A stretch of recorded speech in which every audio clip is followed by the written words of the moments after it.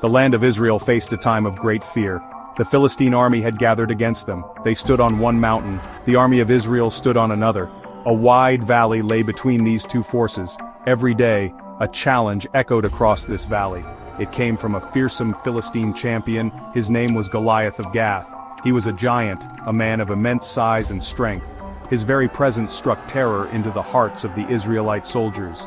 Goliath was a sight to behold. He stood over 9 feet tall. He wore heavy bronze armor. His spear was like a weaver's beam. For 40 long days he came out. He taunted the armies of Israel. He dared them to send out a man to fight him in single combat.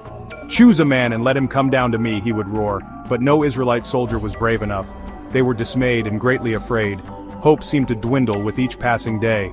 Then, a young shepherd boy arrived. His name was David. He was the youngest son of Jesse. He had come to the battle lines. He brought food for his older brothers.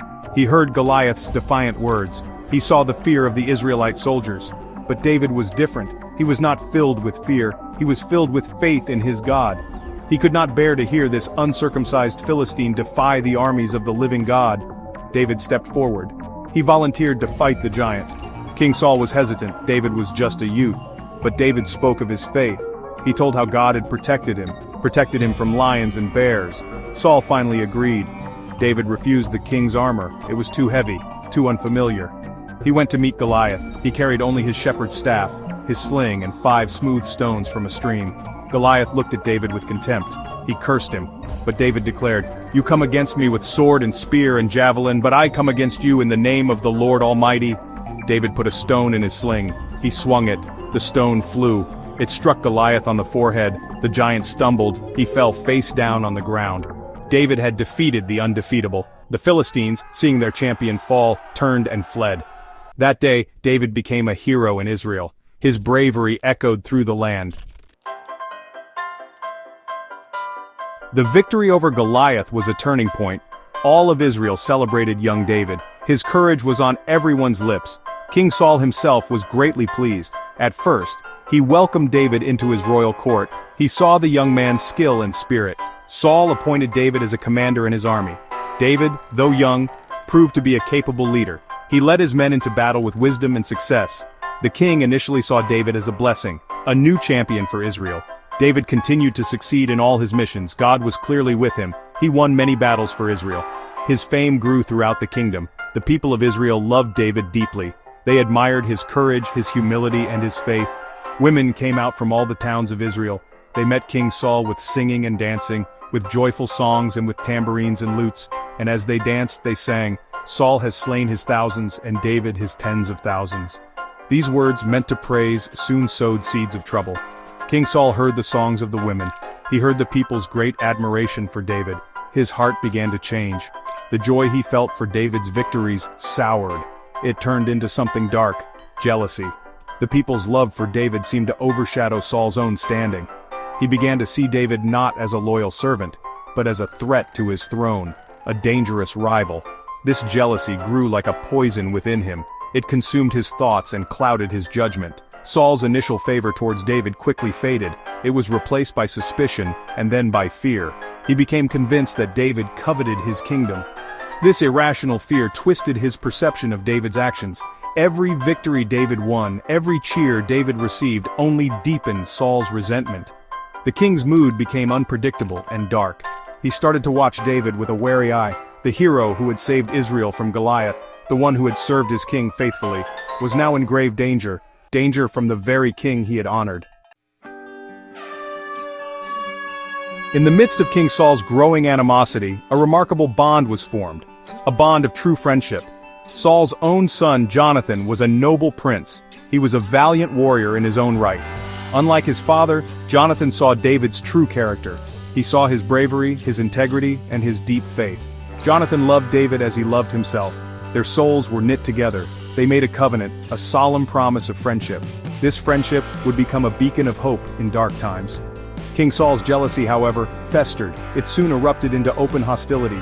He could no longer conceal his murderous intent.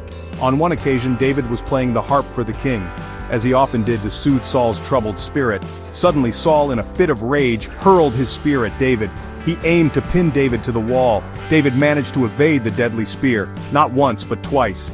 These terrifying attempts on his life made it clear. David was no longer safe in Saul's presence. Jonathan was deeply distressed. He witnessed his father's consuming hatred for David. He knew David was innocent. He knew David had done nothing to deserve such treatment. Jonathan found himself in a painful position, caught between his loyalty to his father, the king, and his profound friendship with David. He chose to protect his friend. Jonathan discreetly learned of Saul's unwavering plan. Saul had resolved to kill David.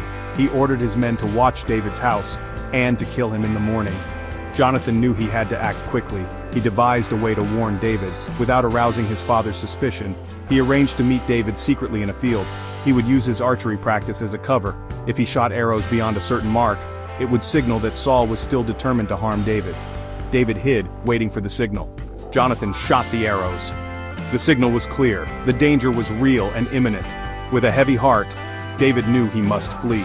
He had to leave his home, his position, and his dear friend. His very survival depended on it. David became a fugitive. He was forced to run and hide from King Saul. His life was one of constant movement and uncertainty. He sought refuge in desolate places, in caves, in forests, and in the wilderness. For many years, King Saul relentlessly pursued him. Saul was obsessed with capturing and killing David. Yet David was not alone. A band of loyal men gathered around him. Men who were in distress or in debt or discontented. They became his companions in exile. Remarkably, on 2 occasions, David had the opportunity to kill Saul, but he chose to spare the king's life, showing mercy to the one who sought to destroy him. The shadow of war once again fell upon Israel. The Philistines, their perennial enemies, mustered their forces. They prepared for a massive assault against Israel. King Saul, despite his inner turmoil, had to lead his army. He had to defend his kingdom. It was a desperate and critical moment. The fate of Israel hung precariously in the balance. This battle, fought on Mount Gilboa, would prove to be a tragic and decisive one. It would alter the course of Israel's history forever, and pave the way for a new leader. The battle raged fiercely on the slopes of Mount Gilboa. The Israelite warriors fought with courage, but the Philistine army was overwhelming. The tide of battle turned against Israel. Many brave soldiers lost their lives that day, and among the fallen were King Saul and his 3 sons, including the noble Jonathan. They died together on the battlefield. A great sorrow enveloped the nation of Israel. The king and the prince were gone. The kingdom was in mourning. News of the devastating defeat and the deaths of Saul and Jonathan eventually reached David. He was living in Ziklag at the time. David was overcome with grief. He mourned deeply for Saul, his king, and for Jonathan, his beloved friend. With Saul gone, Israel was left without a leader. The people needed a new king. Their hearts and minds turned to David.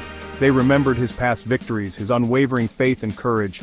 They knew that God's hand had been upon him all along. Samuel had anointed him years before. The time had finally come. David was brought to Hebron.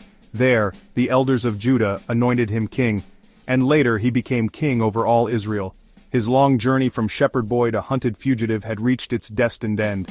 He was now King David. A new era for Israel had begun.